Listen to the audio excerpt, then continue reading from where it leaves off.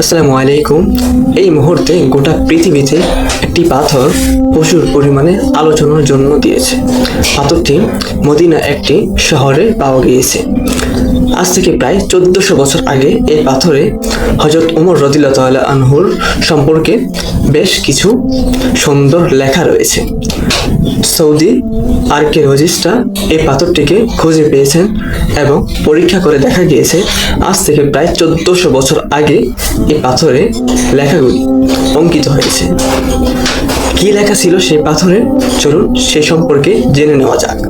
পাথরটিতে লেখা রয়েছে আল্লাহ তাআলা হযরত ওমর রাদিয়াল্লাহু তাআলা আনহুকে দুনিয়াতে এবং আখিরাতে কল্যাণকর কামিয়াবি দান করুক। এই পাথরটি ইতিমধ্যে গোটা পৃথিবীতে ভাইরাল হয়েছে। আমরা অনেকক্ষণ এর সম্পর্কে খোঁজ নিয়েছি এবং অনেক জানার চেষ্টা করেছি এটার সম্পর্কে, যে এইটা এআই দিয়ে তৈরি করি কিনা বা এর আসলে সত্যটা কতটুকু। তো আলহামদুলিল্লাহ এ সম্পর্কে পরিপূর্ণ সত্যটা জেনে এই ভিডিওটা আমরা তৈরি করেছি। এই ভিডিওতে যে তথ্যগুলো দেওয়া হয়েছে, সেই তথ্যগুলো জানানো হয়েছে সেটা সৌদি আরবের আর্কিওলজিস্ট যারা রয়েছেন তাদের মারফত আমরা পেয়েছি এবং তাদের যে বক্তব্যগুলো রয়েছে সেগুলো থেকে আমরা নিয়েছি আলহামদুলিল্লাহ। এখন প্রশ্ন আসতে পারে, এই পাথরগুলো এত বছর পর্যন্ত কারোর চোখে কেন পড়লো না? ইসলামের ইতিহাসে অনেক ঘটনা আছে যেগুলো এখনো লুকায়িত আছে, এখনো সেগুলো আমাদের সামনে আসেনি। হয়তো ভবিষ্যতে প্রযুক্তির বদলেতে আমরা সেগুলোতেও জানতে পারবো ইনশাআল্লাহ।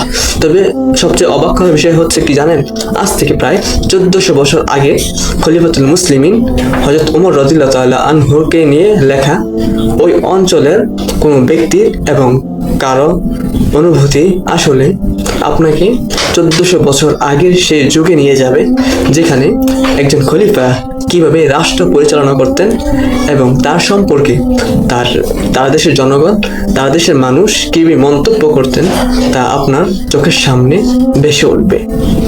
এই পুরো ঘটনাটি ইসলামের ইতিহাসের দারুণ একটা অধ্যায় হয়ে থাকবে।